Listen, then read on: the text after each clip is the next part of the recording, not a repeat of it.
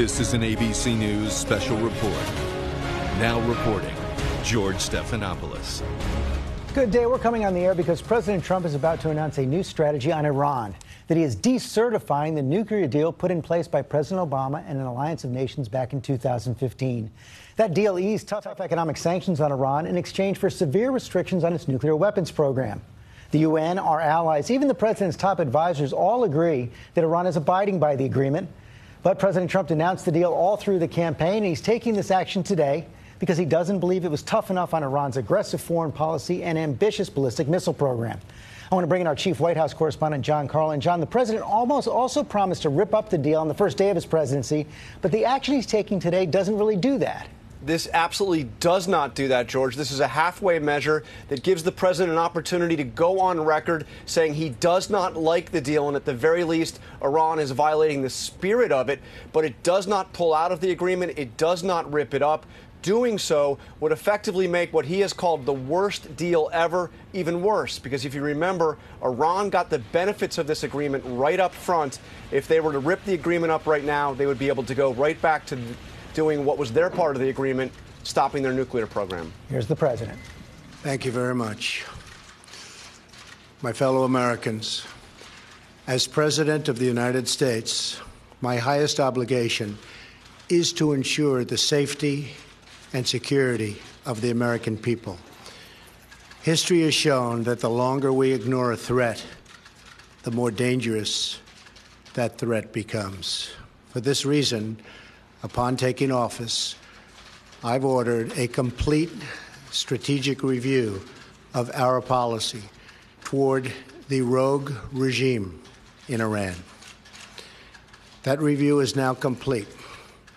Today, I am announcing our strategy, along with several major steps we are taking to confront the Iranian regime's hostile actions and to ensure that Iran never, and I mean never, acquires a nuclear weapon.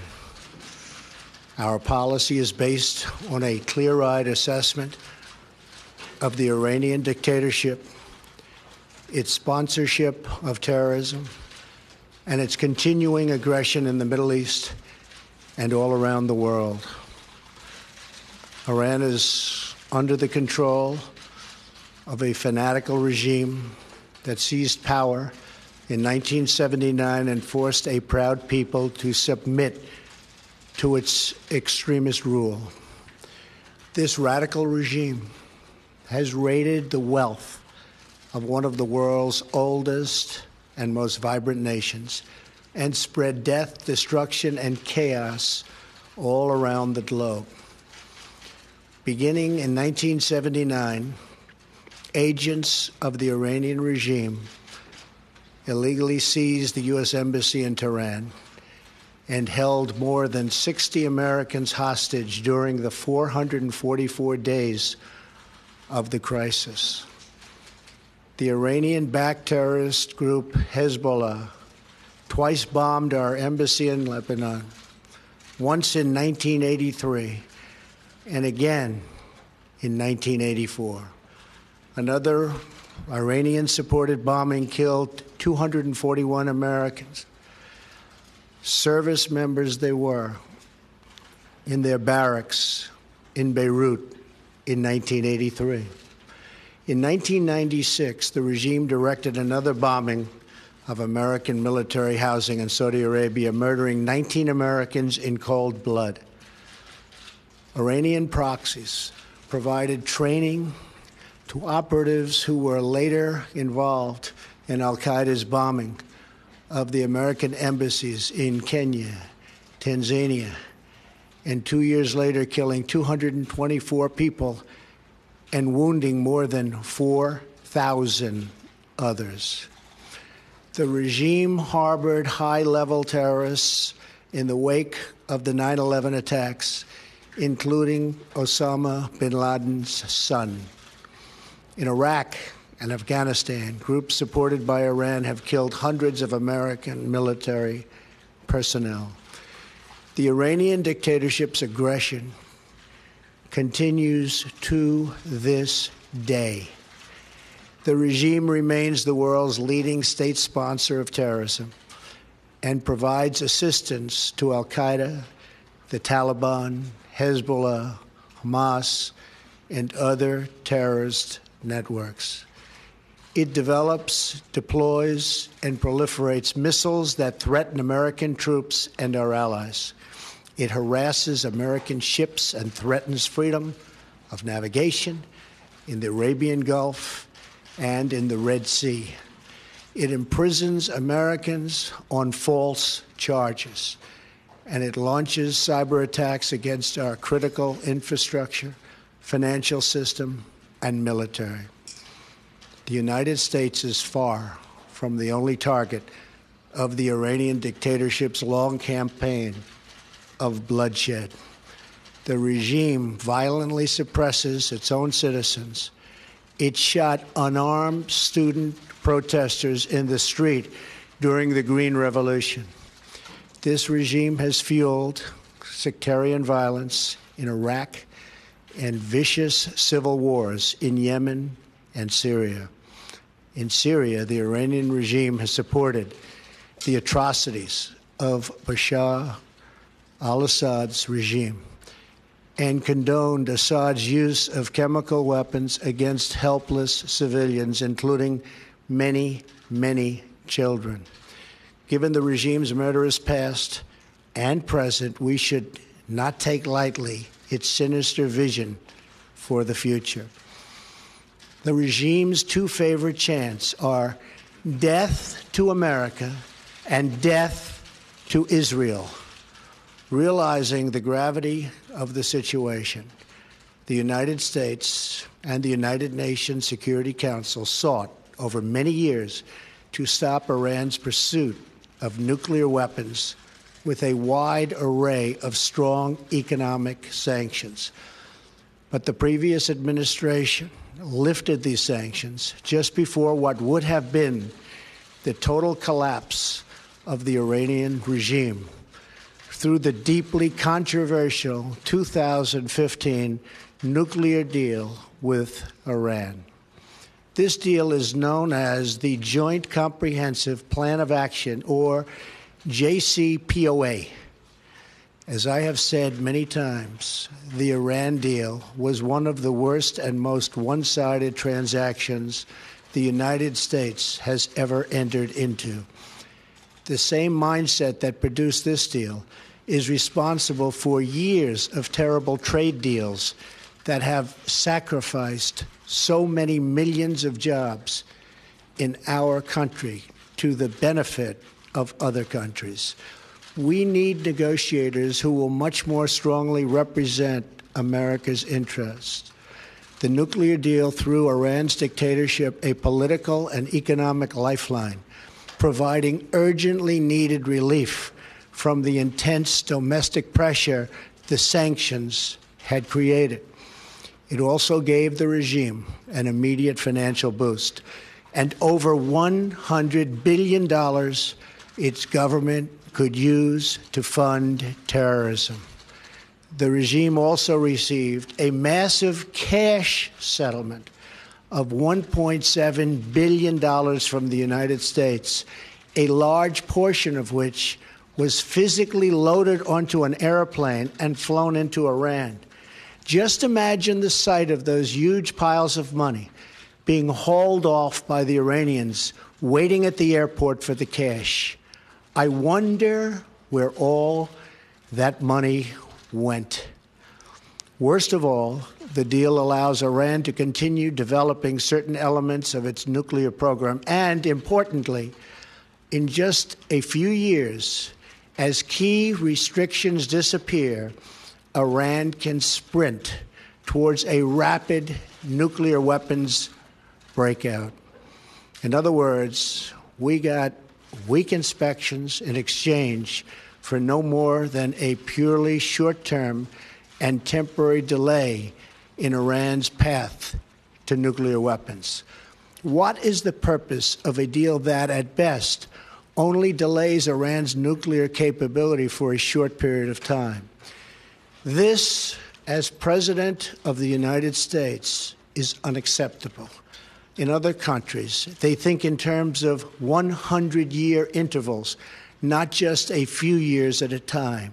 The saddest part of the deal for the United States is that all of the money was paid up front, which is unheard of, rather than at the end of the deal when they have shown they've played by the rules.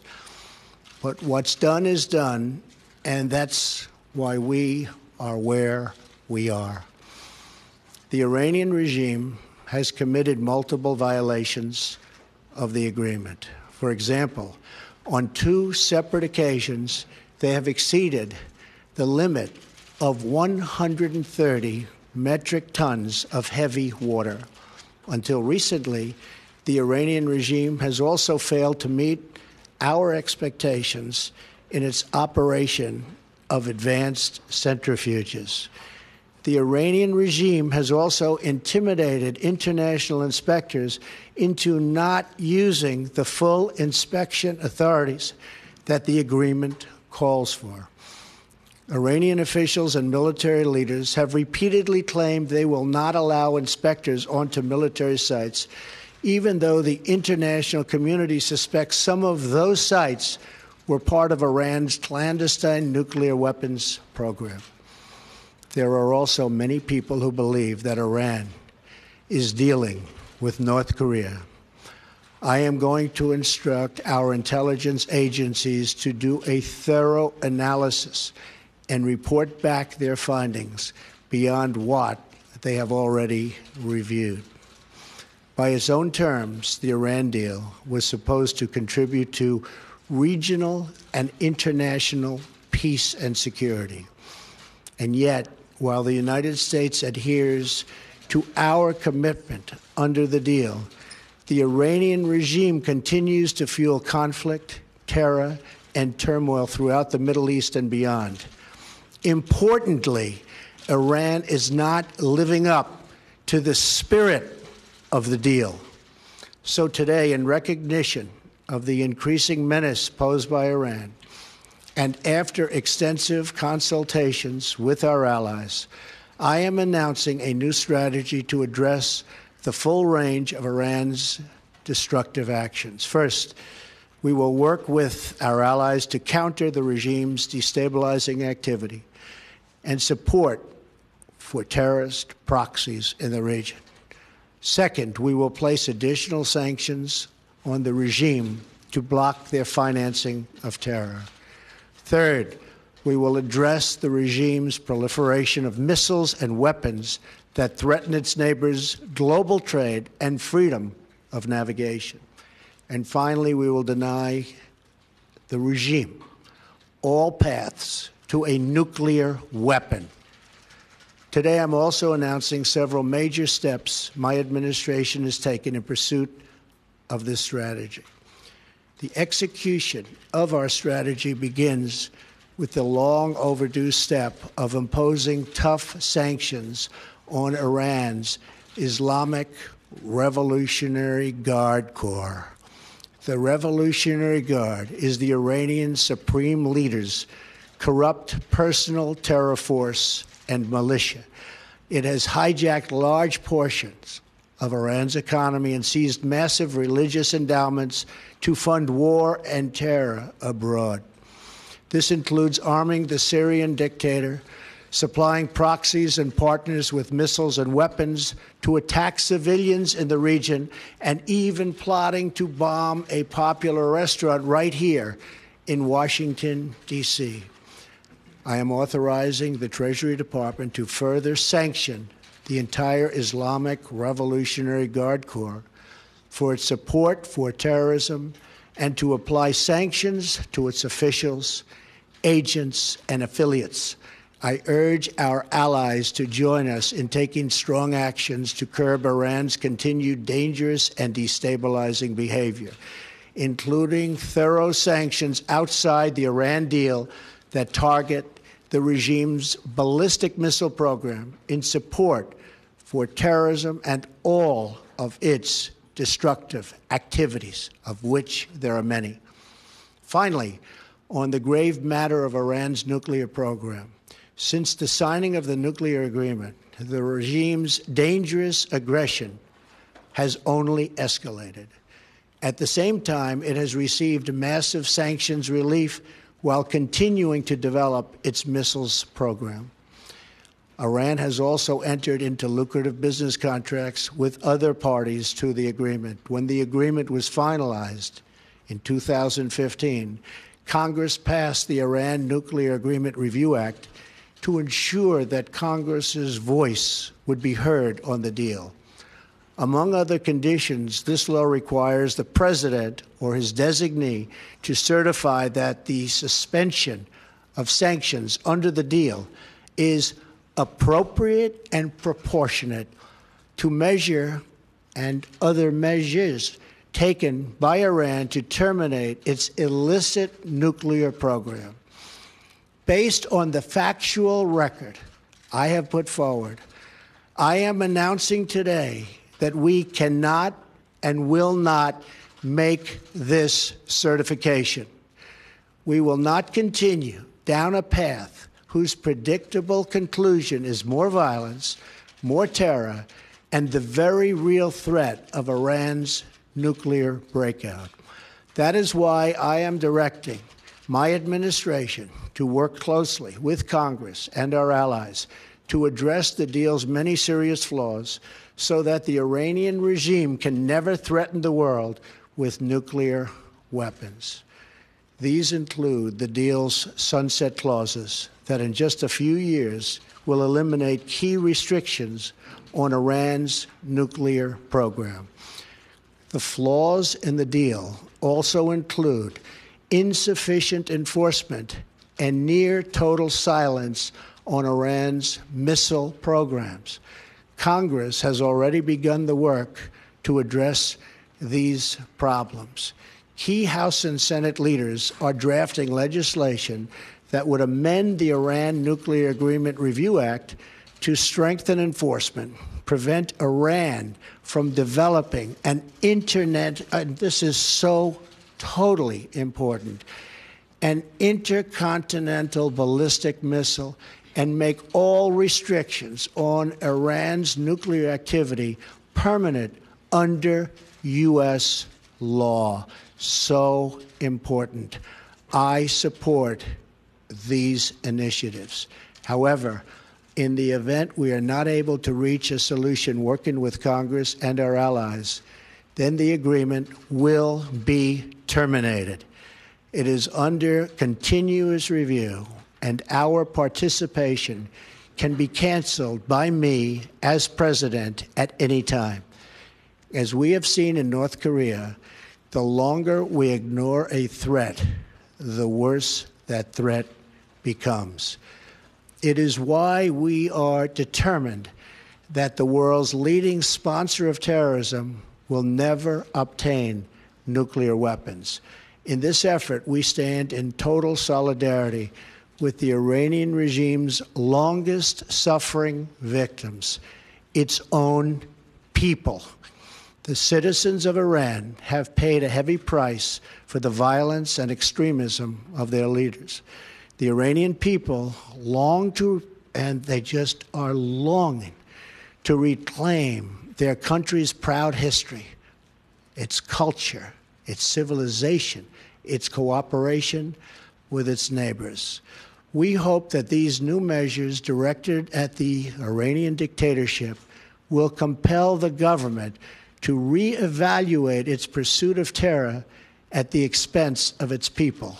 We hope that our actions today will help bring about a future of peace, stability, and prosperity in the Middle East, a future where sovereign nations respect each other and their own citizens.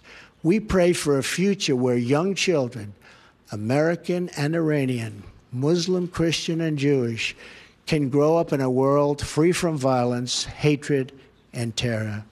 And until that blessed day comes, we will do what we must to keep America safe. Thank you, God bless you, and God bless America. Thank you. Fierce words there from President Trump for the Iranian regime and the Iran nuclear deal. calling it a fanatical regime, a rogue regime, the world's greatest sponsor of terror. As we see the president walk out of the diplomatic room right there, the president said he would decertify that Iran nuclear deal and impose tough new sanctions on Iran's Revolutionary Guards. I want to bring that to our chief global affairs anchor, Martha Raddatz. And Martha, you were in Iran when this deal was reached. It doesn't appear that the president went far enough to label the Iranian Revolutionary Guards as a sponsor of terrorism, as a terrorist organization, but did call for those new sanctions. That is what the Iranian regime is likely to be most opposed to. I think that's exactly right, George. The decertification, I know they were expecting, and they certainly won't like that. They will think that breaks the spirit of the deal from their eyes. But as for the Iranian Revolutionary Guard, we've already gotten reaction just before this speech. They've certainly read about possibly what President Trump was going to say today. And the foreign ministry spokesman said any move against Islamic Republic's armed forces, including the Iranian Revolutionary Guard Corps, will lead to an equal and severe reaction by the Islamic Republic of Iran. George. We'll see what they do. Terry Moran, our chief foreign correspondent in London. And Terry, the president said he reached this decision after consultations with our allies, but all our allies opposed. That's right. He has united the allies who are often at odds with one another. The United Kingdom, France, Germany, Russia, and China, and the European Union are all united. They say President Trump is wrong. Iran is abiding by the nuclear deal. And they also say that they will stick with it.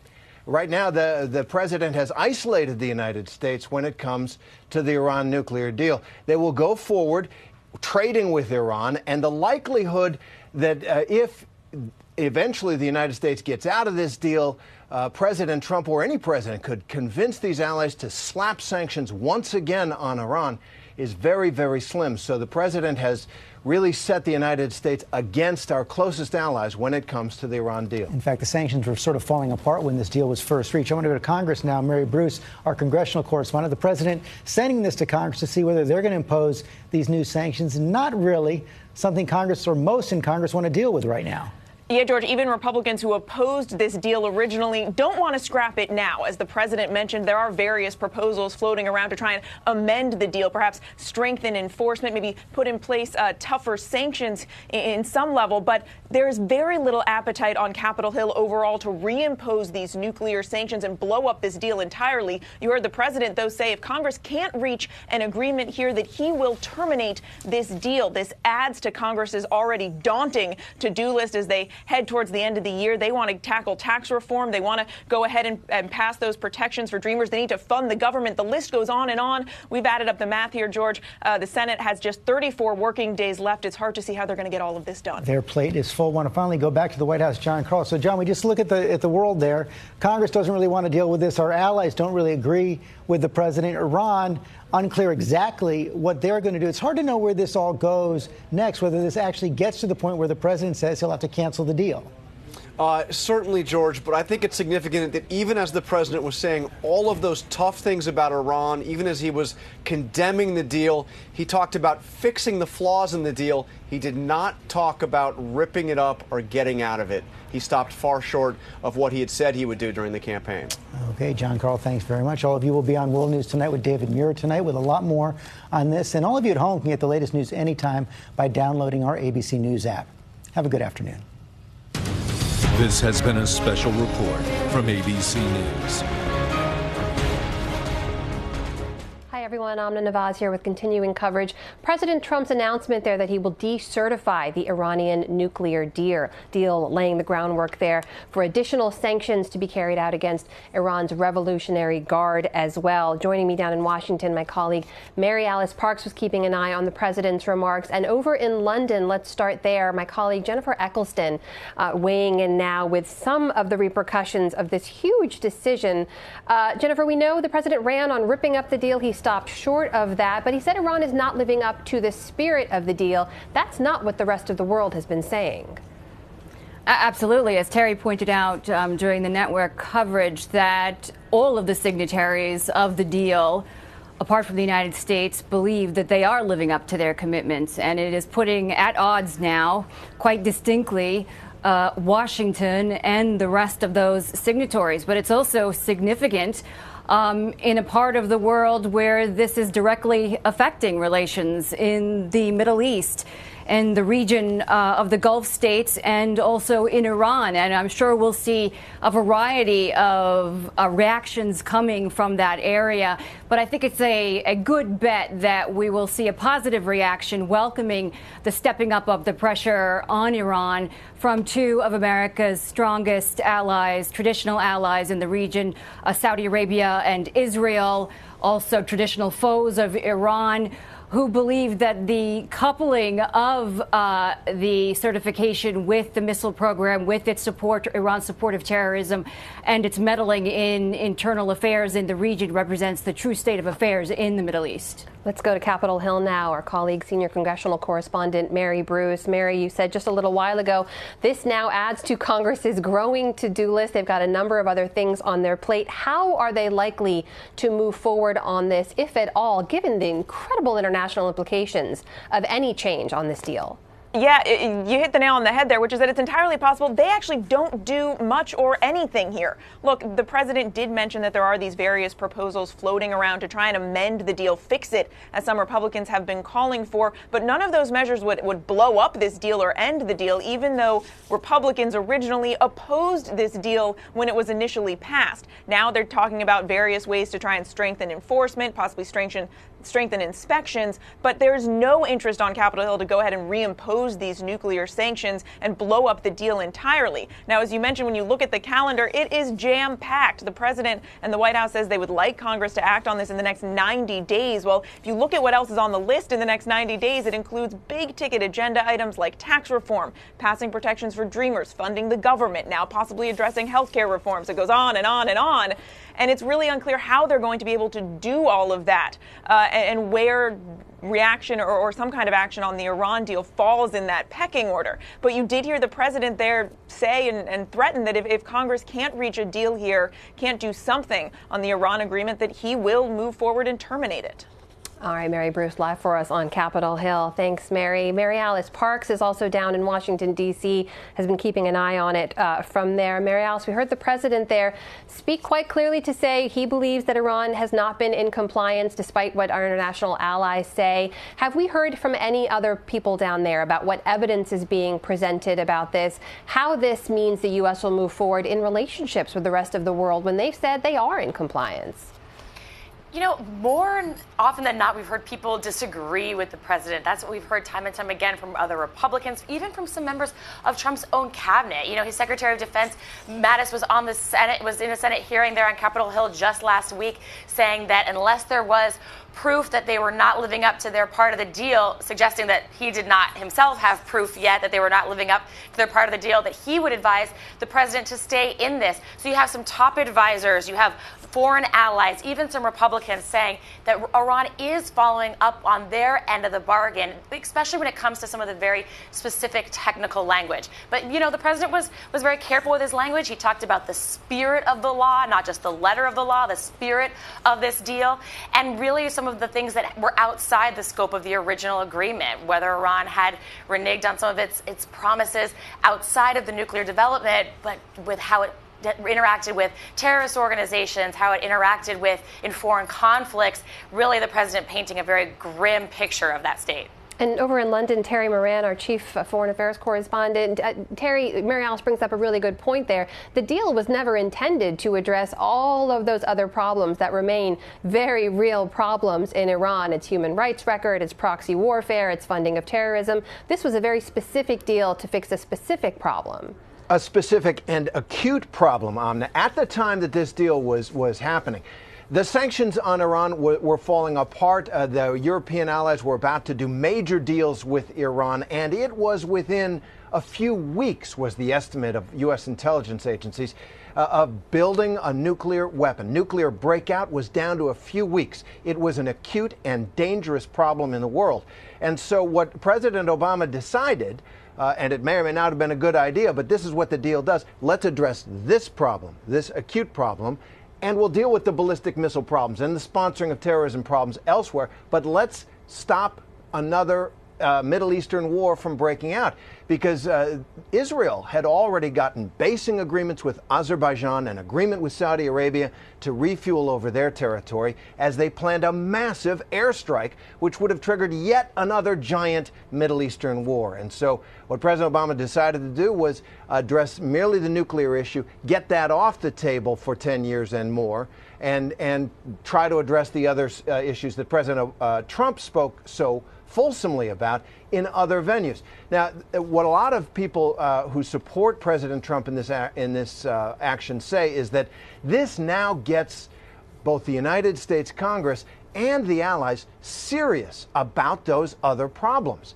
Iran has basically taken over Iraq and is about to make war on Kurdistan with them. It's meddled in Syria, propped up the atrocious regime of Bashar al-Assad. It's meddled in Yemen and Lebanon. It does sponsor terrorism. And what it is hoped will do is light a fire under the international community to get after those issues. We'll see. We'll see indeed. Jennifer Eccleston, let me get your take on this, though. As Terry mentions, if this works in refocusing that energy on some of those very real problems that exist in the region, that will take time. And in the meantime, there are U.S. troops in the region. There are other U.S. interests, foreign policy interests in places where there's overlap, specifically in Syria right now. What would the implication of just today's announcement and the time that will pass before something happens mean for those? Well, I think the issue here is there was not a lot of faith among the Sunni Arab leaders in the Middle East that Iran would live up to its intentions, and there was not an agreement towards this idea of trust and verify. And the reason why that is so important, as Terry mentioned, is the involvement of American forces within the broader Middle East. It's important to recognize that we have forces now in Iraq and a certain number in Syria. Those forces there fighting the war against ISIS and coming into close proximity with Iranian forces there. And when you amp up the pressure on Iran and its military, that is a potential flashpoint between those forces there. Of course, you know, there's an enormous military presence in the Middle East, in Bahrain. So whenever you have flashpoints and whenever you have these war of words, similar to what we're seeing on the Korean Peninsula, there's always a threat that it could be brought down onto the micro level where these forces are actually interacting. But nobody knows if that'll actually happen, when that'll actually happen. And the truculence with what Terry was mentioning, with Iran's support for Bashar al-Assad, the proxy war they're fighting with Saudi Arabia in Yemen, the issues with Hezbollah in Lebanon, and of course the issue with Iraq, where the United States fought for many years and lost so many troops. This is something we're going to see play out for years to come. And Terry Moran, I wanted to ask you this because the president mentioned a little bit of a history lesson at the top there. It's worth timestamping it even earlier, perhaps, because he mentioned the Iranian people and how this would hopefully serve them in the long run and greater access to freedom and democracy and so on. But he started it in 1979 with the revolution. Obviously, we know U.S. involvement in the region goes way before that. The U.S. was in there helping the military to overthrow a nationalist leader earlier in the 50s and put into place a pro-West leader. So it's not as if the Iranian people view the U.S. with anything less than kind of vague suspicion right now. It's a deeply complex relationship and antagonistic, not just at the level of the Ayatollahs, but at the level of the people as well, on and off. That assassination, CIA assassination of the Iranian Prime Minister Mossadegh back in 1954, that is still a vivid crime against Iran for the people of Iran. They haven't forgotten that. That said, when this deal went down, there were U.S. flags being waved in the streets of Tehran. This deal arguably opened the door just a crack for some kind, perhaps, of rapprochement. One of the gambles of this deal that President Obama decided to take was that in a country where people couldn't use credit cards because of the sanction, they couldn't download most apps because of the sanctions, the lifting of those sanctions in return for Iran giving up 98% of its enriched uranium, which you make nuclear weapons with, pouring concrete into its most dangerous reactors, and subjecting itself not to a light regime of inspections, which is what President Trump suggested there, but to the 21st century technology, most aggressive weapons inspections in history, that in return they'd get those benefits of the 21st century, apps and credit cards and such, and that would open the door to some kind of reform of that regime. That is now out of the window. There's no question that is not going to happen, because by hook or by crook, Donald Trump is going to tear this agreement apart. Mary Alice Parks, let's talk a little bit about that, because you mentioned earlier there's obviously been dissent within the administration for taking these kinds of steps. Secretary of Defense Mattis has said that he believes Iran is in compliance. The deal should stay in place right now. There was a former Iraq war commander, now a retired major general, who came out today to say this puts us on the path towards war with Iran. Is that concern prevalent in Washington? What's the discussion there right now? Absolutely, because we're dealing with not just how to make this deal better, but the real alternative, this deal or no deal. I mean, the Iran foreign minister today said that they leave all options open, including going back on any commitments. I mean, Iran could take this press conference and say, that's it, we're out. So the president here wanting more inspections, Republicans on Capitol Hill saying that they will try to tweak this deal to change sunset provisions, but all of that might be for naught if Iran just walks away. That is a real reality that people here in Washington are debating, and frankly, people are debating around the world. I think there's also a real fear among lifelong career diplomats here in Washington that this changes how they do their work, their ability to do business abroad. Will foreign governments be less likely to trust what the U.S. government says, because now we are opening ourselves up to being susceptible to political wins? Every 4 years, was the U.S. going to go back on a treaty of this magnitude? So, Terry, I'll give you the final word here. Right now, we're in a position where the buck seems to stop, at least for the moment, with Congress, who have not exactly done a lot to inspire confidence that they can get things done. Where does it go from here? What happens next? Well, that is up to Congress, and it does look as if the U.S. security and foreign policy establishment, including most conservative Republicans, including the president's own cabinet members, Secretary of State Tillerson and Secretary of Defense Mattis, don't want to tear up this deal. So it's likely that Congress won't do that. But around the world, I just want to follow up with what Mary Alice was saying. This day confirms something that people have been coming to understand. The United States under President Trump is different, and therefore the world is a different place. As Mary said, you can't count on NATO commitments, on commitments to the UN or the Paris Climate Accords or the Iranian nuclear deal as solid anymore. The United States' word isn't any good anymore in making these kinds of deals around the world. That makes the world probably a less secure and more dangerous place, because for 70 years, presidents of both parties took an internationalist, the dirty word today, globalist perspective on the U.S. role in the world, that we would sponsor agreements that built NATO, the UN, the financial structure, the trade regime, and security arrangements like the Iranian nuclear deal, and stick to them. Today, as he has on many days of his presidency, Donald Trump undermines that 70-year legacy. An incredible step taken there today. Terry Moran, Jennifer Eccleston, Mary Alice Parks, thanks for being with us, guys. Thank you. Thanks to all of you for watching as well. Remember, you can head over to abcnews.com anytime for continuing coverage, or download the ABC News app. Get all the breaking news right to your phone. For now, I'm Amna Nawaz, and I'll see you back here soon.